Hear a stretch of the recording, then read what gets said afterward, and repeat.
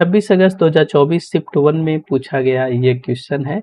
इस क्वेश्चन में एक शिक्षिका है, वो अपने छात्रों को क्लास में आने से पहले ही एक वीडियो का व्याख्यान दे देती है और अगले दिन जब छात्र कक्षा में आते हैं तो उनको एक्सपेरिमेंटल एक्टिविटीज करवाती है।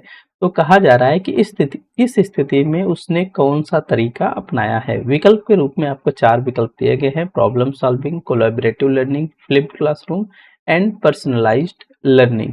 ठीक है, तो ये जो सिचुएशंस है, इस सिचुएशंस को हम बोलते हैं फ्लिप्ड क्लासरूम।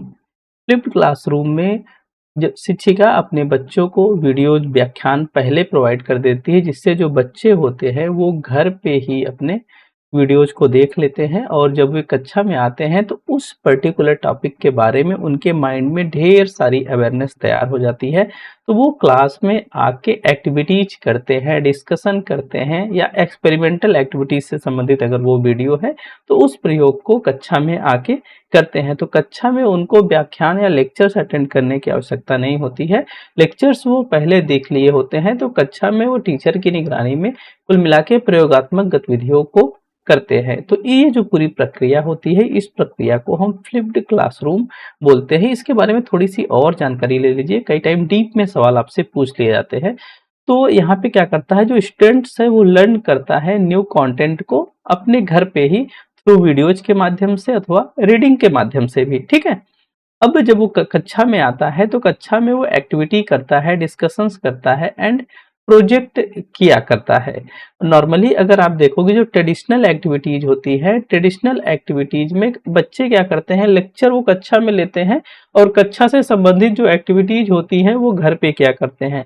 तो फ्लिप्ड क्लासरूम इस पूरी एक्टिविटी को ही पलट देता है, इस पारंपरिक तरीकों को क्या करता है, उलट देता है, जिससे जो कक्षा होती है वो ज्यादा इंटरेक्टिव हो जाती है। भाई कॉन्सेप्चुअल चीजें बच्चा पढ़ के आया है, अब वो उसको अप्लाई कर रहा है, उससे संबंधित डिस्कशंस कर रहा है, प्रोजेक्ट्स पे वर्क कर रहा है। ठीक है, तो इस प्रक्रिया को हम बोलते हैं फ्लिप्ड क्लासरूम। इससे जो स्टूडेंट और टीचर होते हैं उनके बीच में अच्छा इंटरेक्शन होता है और जो स्टूडेंट्स होता है वो अपनी स्पीड से सीख सकता है। दूसरा भाई, जब वो पहले से सीखा हुआ रहता है, वीडियो व्याख्यान देखा रहता है, तो उस डिस्कशन करने में, एक्टिविटीज करने में खुद को ज्यादा एक्टिव फील भी करता है। अगर आप फ्लिप्ड क्लासरूम को देखेंगे तो ये 2007 से लगभग बहुत प्रिय है छात्रों के बीच में। यहाँ पे छात्रों को अपनी स्पीड से सीखने की सुविधा मिलती है और घर पर पहले से रिकॉर्ड किए गए व्याख्यान या सामग्रियों की वो देख लेते हैं, समझ लेते हैं और जब कक्षा में आते हैं भाई उसका उपयोग करते हैं, अपनी समस्याओं का समाधान करते हैं, या जो नॉलेज उन्होंने रिकॉर्डेड वीडियोज के माध्यम से ली है या जो पहले वीडियोज देखी हैं या जो उसने पढ़ा लिखा है, उस ज्ञान को क्या करते हैं, अप्लीकेट करते हैं, उसका अनुप्रयोग करते हैं।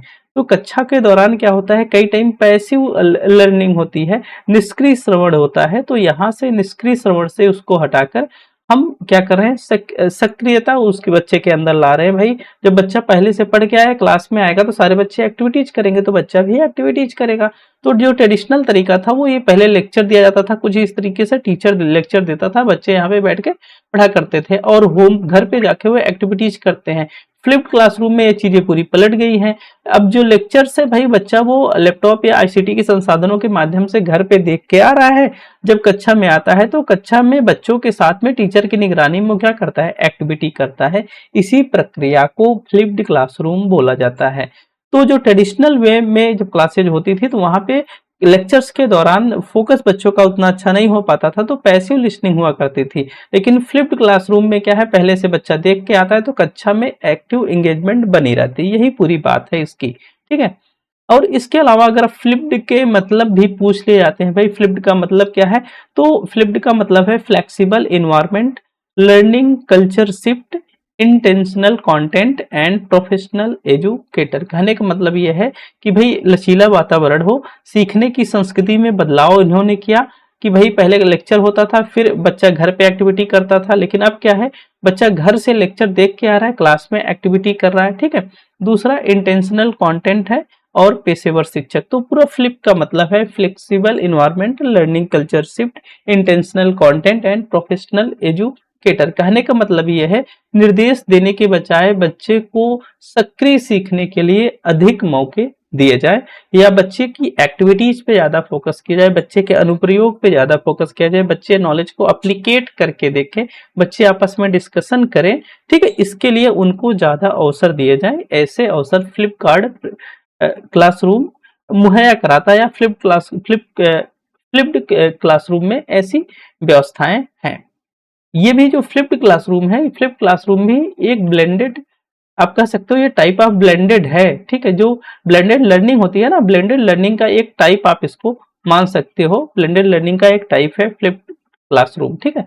नॉर्मली देखोगे तो प्रॉब्लम सॉल्विंग क्या है भाई, कठिन या जटिल समस्याएं होती हैं तो उसका समाधान जब हम खोजते हैं तो ये प्रॉब्लम सॉल्विंग है। कोलैबोरेटिव लर्निंग में जिसमें जो छात्र होते हैं मिलकर किसी प्रॉब्लम को सॉल्व करने का प्रयास करते हैं। फ्लिप्ड क्लासरूम में क्या है, बच्चा छात्र घर पर पढ़कर आता है और कक्षा में उसका अभ्यास करता है, कक्षा में एक्टिविटी करता है। पर्सनलाइज्ड लर्निंग क्या है, छात्र की जरूरतों के अनुसार, उनकी क्षमताओं के अनुसार, उनकी रुचि के अनुसार हम कक्षा को समायोजित करते हैं। तो problem solving, collaborative, flipped classroom, personalize सब अलग अलग कॉन्सेप्ट हैं। तो यहाँ पे जो हमसे पूछा गया है कि भाई क्या करता है बच्चा, वीडियो व्याख्यान देख के आता है और कक्षा में एक्टिविटी करता है। तो इस तरह की जो कॉन्सेप्ट है वो किसका है, फ्लिप्ड क्लासरूम का है। उम्मीद करता हूँ बातें बहुत अच्छे से समझ आ गई होंगी।